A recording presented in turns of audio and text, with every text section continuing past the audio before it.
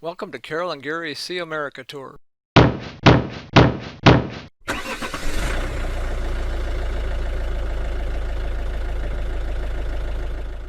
Hello again, everyone. After a short 1.5 hour drive, Carol, Jasper, and I moved from Ashtabula, Ohio to Mansfield, Ohio. We are here to tour the former Ohio State Reformatory.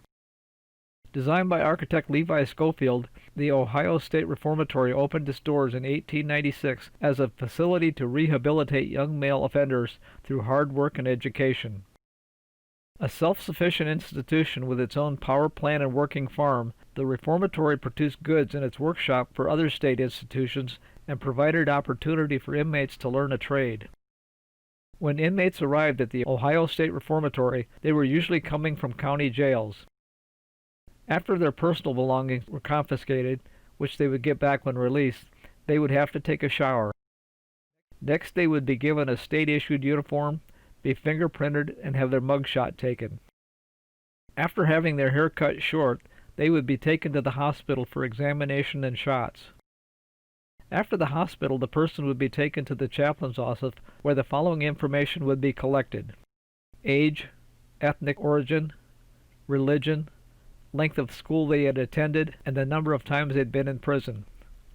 Finally, the inmate would be taken to a receiving dormitory where social workers and psychologists would spend 2 to 4 weeks evaluating them.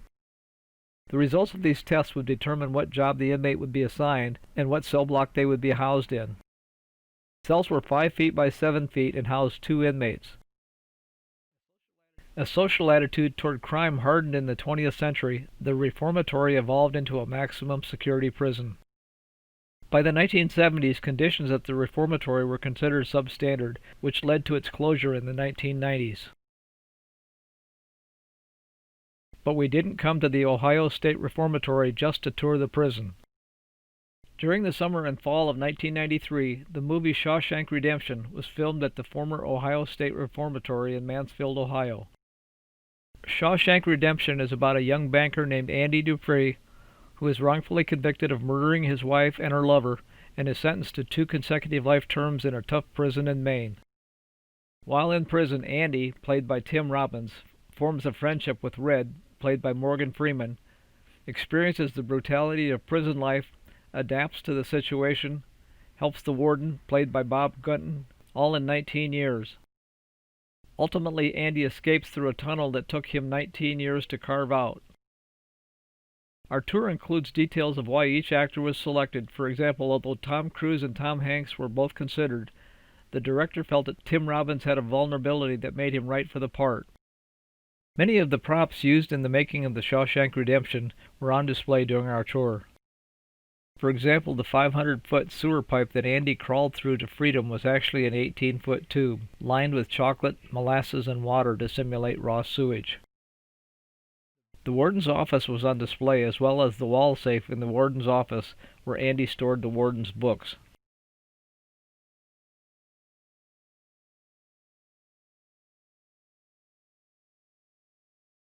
The Brewer Hotel where Brooks, and later Red, stayed after being paroled was actually the Bisman Building in downtown Mansfield. The front of the Bisman Building was shown in the movie, but the hotel room was actually set up in an area at the Ohio State Reformatory. If you remember from the movie, Brooks couldn't handle the change of not being in prison, so he commits suicide. When Red gets paroled, he goes to a local pawn shop where he purchased this compass and then fulfills a promise to Andy by traveling to a nearby oak tree where Andy had left him this note and money in this can to get to Mexico where he would meet up with Andy. 95% of the Shawshank Redemption was filmed at locations in or near Mansfield, Ohio. 1,500 locals from Mansfield were used as extras. The Foodway store where Brooks and later Red worked bagging groceries after being paroled is actually the KV Market in Mansfield. If you have not watched the Shawshank Redemption, you need to. Unfortunately, it was released the same year as Forrest Gump, so Shawshank Redemption did not receive any awards. But it is an excellent movie. I would love to have flown the drone over the front of the reformatory building, but it is very close to a small airport, so flying a drone is prohibited. On Tuesday, September 22nd, Carol, Jasper, and I left Mansfield, Ohio, and drove 140 miles southwest to Wilmington, Ohio. Even though we passed through Columbus, Ohio, the state capital, on our way to Wilmington, we decided not to stop.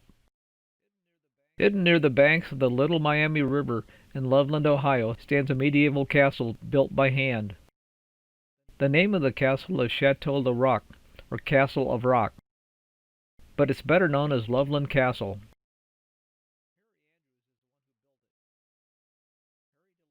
Harry Andrews is the one who built it.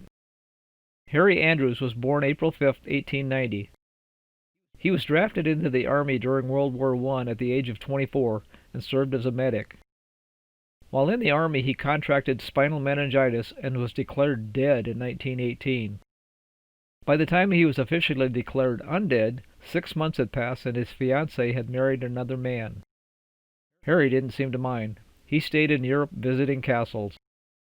Harry had an IQ of 189, spoke 7 languages, and had an architectural degree from Colgate University. But in the early 1920s, one of Harry's pet projects was his Sunday school/Boy Scout troop. He had a dozen or so boys that met regularly for Sunday school and Boy Scout activities. One of their favorite activities was to go camping.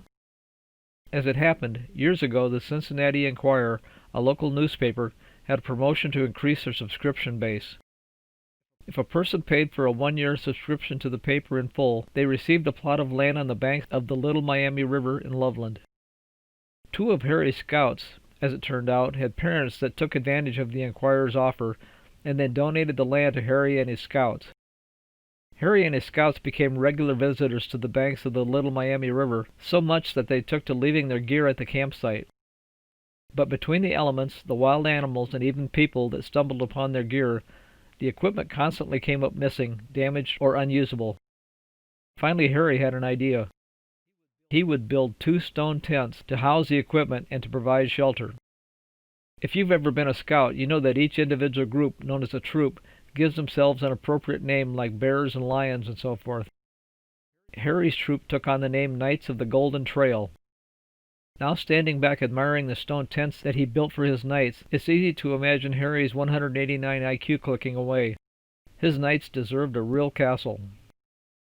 Construction of the castle, which is a 1/5 scale of one that he saw in France, was started in the 1920s, but he didn't get to focus on the castle until retiring from his job as a building engineer in the 1950s. He went to work with help from youngsters who played along the river and helped carry the rocks that made up the castle. Day after day he went down to the river, collecting stones to add to the foundation, taking his time mixing the rock with cement. Harry's castle was officially declared complete in 1980, but unfortunately he passed away a year later at the age of 91. He worked at the castle until the day he died. Every member of the Knights of the Golden Trail considers it an honor to carry on the tradition started by Harry years earlier.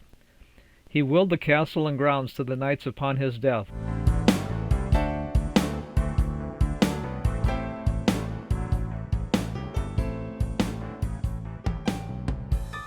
The first level of the castle once housed Harry's office, kitchen, and game room.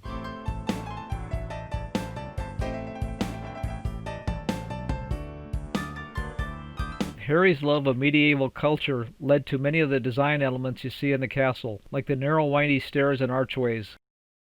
The stairs are narrow and windy so that only one person can go up at a time. If attacked, arrows could not go around the curves, and you couldn't sword fight in them. If a knight were at the top of the stairs, he could defend himself against an army. The castle has been decorated with swords and other memorabilia of medieval times.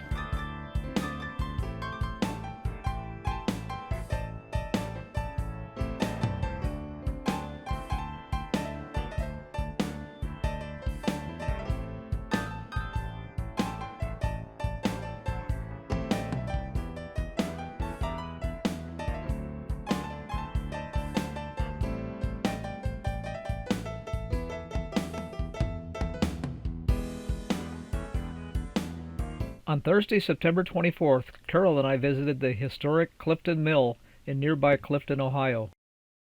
The Clifton Mill is one of the largest water-powered grist mills still in existence. The first mill at this site was built in 1802 by Owen Davis, a Revolutionary War soldier and a frontiersman miller. The mill was built at this location to take advantage of the nearby Little Miami River.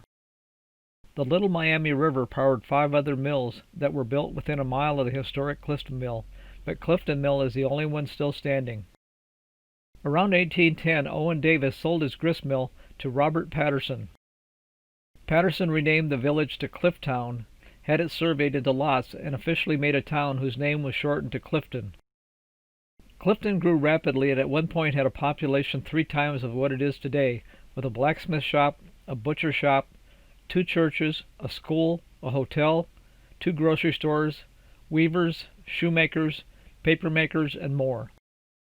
Due to Robert Patterson being made quartermaster, Clifton played a part in the War of the 1812.